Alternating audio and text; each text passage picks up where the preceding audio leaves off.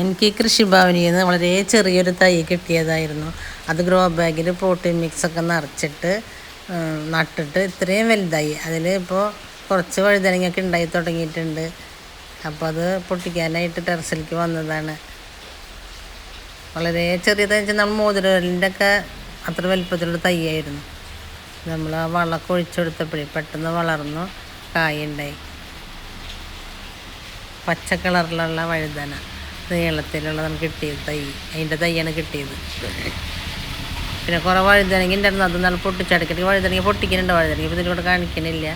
വഴുതനങ്ങയല്ല, വെണ്ട കുറേ കിട്ടിയിട്ടുണ്ടായിരുന്നു. വെണ്ട വേറെ ആ സൈഡിൽ കുറേ നിൽക്കുന്നുണ്ട്. എല്ലാ ദിവസവും പൊട്ടിക്കും. ഇതിപ്പോൾ വഴുതന കേട്ടോ, തെറ്റിപ്പോയി വഴുതണ്ട എന്നുള്ളത്.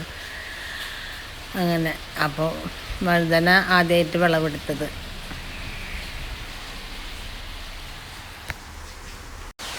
ഇന്നത്തെ എൻ്റെ ഈ ഒരു ചെറിയ വീഡിയോ എല്ലാവർക്കും ഇഷ്ടപ്പെട്ട് കാണുമെന്ന് വിചാരിക്കുന്നു. അതുകൊണ്ട് അതിൻ്റെ ഇടയിൽ കണ്ടില്ലേ നമ്മുടെ പൂച്ചക്കുട്ടൻ വന്നിട്ട് മീനാന്ന് വിചാരിച്ചിട്ട് മണപ്പിച്ച് നോക്കുക.